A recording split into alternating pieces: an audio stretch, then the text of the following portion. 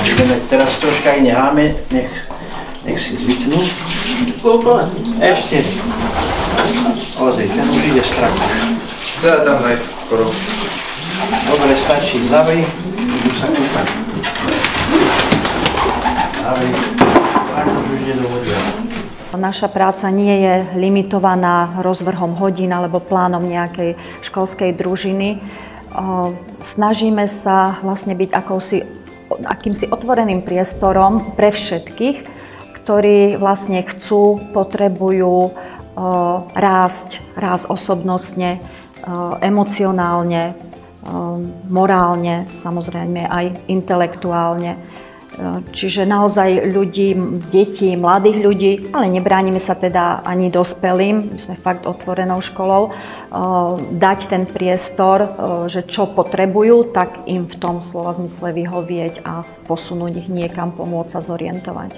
Sloboda, tá dobrovoľnosť, tieto princípy, toto sú tie hodnoty, ktoré rešpekt, úcta človeka k človeku, ktoré naša škola uznáva a snaží sa aj v deťoch teda rozvíjať, pestovať. Reflektovať tie potreby mladých ľudí a nie im to len ponúkať a oni pasívne prijímať, ale vedieme ľudí k tomu, aby si, hoci sú mladí, ale aby si sami sa na tom podieľali, sami participovali na tom svojom osobnostnom rozvoji.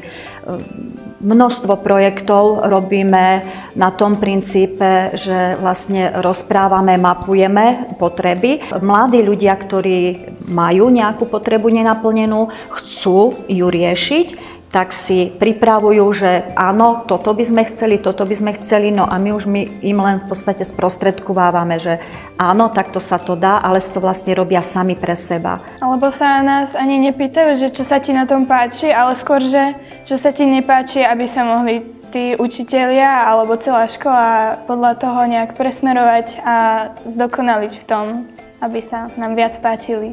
Išli sme do takých praktických vecí a riešili sme to väčšinou cez víkendy alebo vo voľnom čase detí. Pripravili si témy, čo sa týka finančného vzdelávania, ktoré by ich zaujímali a snažili sa im tie svoje skúsenosti, ktoré získali z nášho vzdelávania, odovzdávať. Toto považovali za taký veľký prínos. Aj nám potom hovorili, že im to pomohlo potom aj rozbehnúť či už svoju stredoškolskú odbornú činnosť. Je to ako keby môj odrazový mostík a môžem to použiť do budúcnosti. Najväčší prínos je to, že ma rozvíja vo všetkých smeroch. Pre mňa samotnú, keď ich vidím šťastných, tak to zmysel má.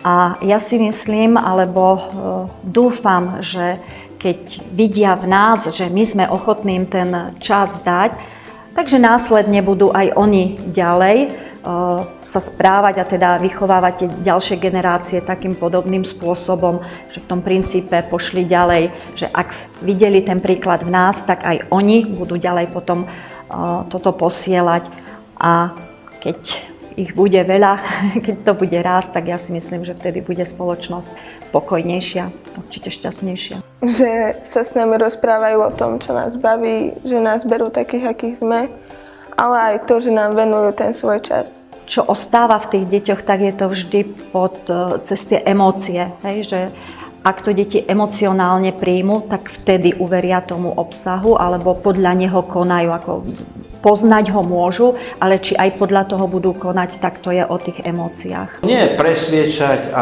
nariadovať absolútne.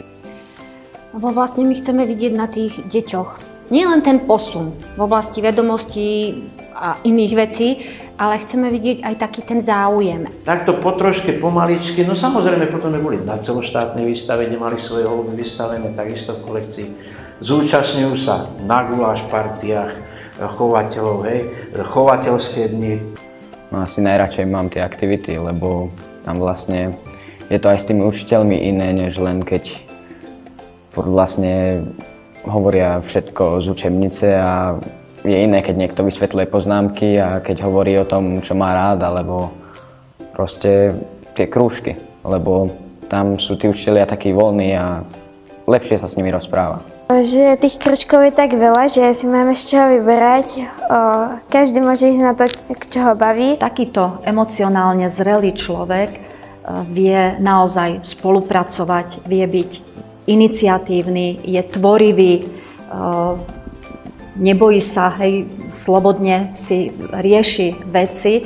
Nielen učivo s nami prebrať, ale naučiť nás niečo do života, aby sme sa naučili, ja neviem, riešiť rôzne veci, vychádzať s nejakými ľuďmi a tak. Často sa skrývame za tú frázu, že deti sú naša budúcnosť.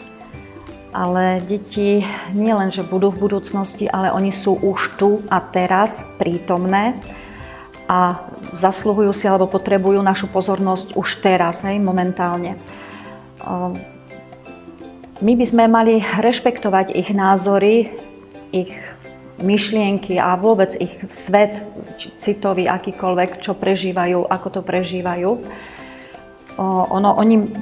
Človek má síce volebné právo od nejakých 18 rokov, ale to neznamená, že teraz nevie, čo je pre ňoho dobré, alebo čo je pre ňoho hrozbou. Takže myslím si, že naozaj by sme mali zmeniť ten prístup k ním, rešpektujúci, úplne rešpektujúci, brať ich ako plnohodnotných partnerov, ktorí majú svoje názory, svoje plány.